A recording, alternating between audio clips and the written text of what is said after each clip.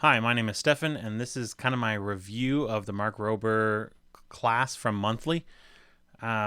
Just really quick about me, I'm a tech teacher, been teaching math and science as well, STEM. So was kind of right up my alley. And I was super excited about this.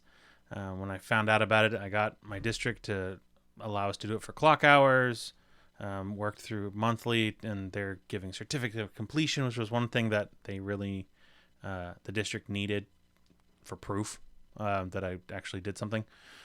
So I got all that taken care of. I got some middle school tech teachers along with me, and so super excited about it. Um, I really like that they were in smaller groups and that you could see um, progress along the way. I'm starting with positives.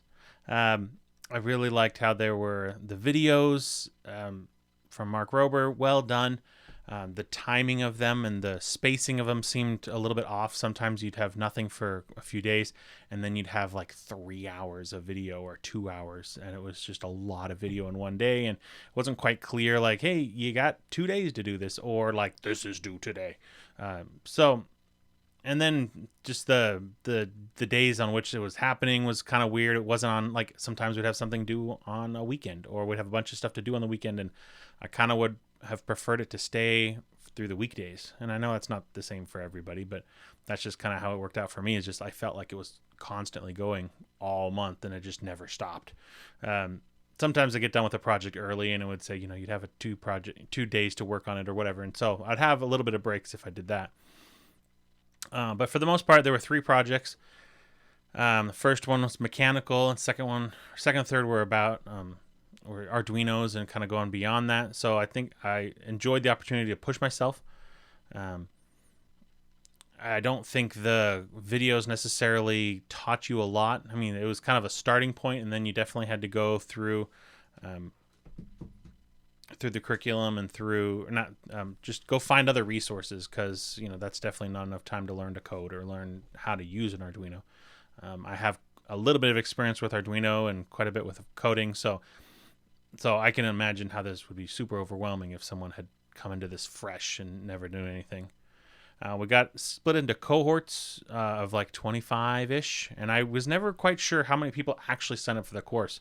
I could kind of get a clue based on when Mark Rober would comment how many likes that would get. So that kind of broadcast it to everybody, and then you get something with like dozens of likes or whatever. So you can kind of see a little bit there. But for the most part, I was stuck with my 25 people, and it would have been cool to kind of switch that up, maybe every project or maybe every 10 days, just to see who all is out there. Because I had a bunch of younger kids in my class, which was fine, but there weren't a lot of things to push me into the advanced category. So that was a small thing. A 30-day structure, again, was kind of all over the place. You'd have a ton of work and then no work, and then a ton of work and then no work, and it would just kind of go back and forth. It would have been a lot nicer to see kind of the assignments and what was going on, and maybe like a month calendar. The videos were super long, so Mark Rober would record for hours. Or we'd have like an hour video to watch, introducing the concepts. We say in education that we should be like we lose interest at about 20 minutes, and then we need to stop and do something, or like switch it up. And so to go through an hour video of how to brainstorm and then like, okay, now you do it. Like by then I was kind of done, because he had done the whole process. And I thought that was a little much for what we need to do. It would have been cool to have him show just a couple of things and then say, like, now you do the rest. Because you saw a lot of, especially with the younger kids, they were just taking one of his ideas. So they weren't actually going through the process, which was unfortunate, because that just kind of means that he did the thinking for them. I do like having the videos, and that was kind of one of the reasons I signed up for it as well, was to have the lifelong access to the videos. So if there's a chunk of it I can use later, then I'm excited to have that. I kind of wish I could download them, but I understand the issues with privacy, or not privacy, copyright there, because then what's the point? But yeah, it would be nice to be able to download them and use them off the Monthly site. Overall, this class did give me a good excuse to go deeper into Arduino, do some coding, try some stuff out. I already had some projects in mind, so some of them worked in the three topics that he had. There was one for each, like each focus. Each assignment had a focus, and I kind of found it ironic that the first one was about snacking more, and then the third one was about snacking less for him. So he likes food, but sometimes that felt a little limiting. But I guess if you come in with a lot of ideas, then maybe this is just gonna get you going with how to do this, and then go from there. Because I've already kind of started planning some next projects, so I think that's kind of the point. 30 days did feel a little long. I kind of felt like we could have shortened that up a little bit.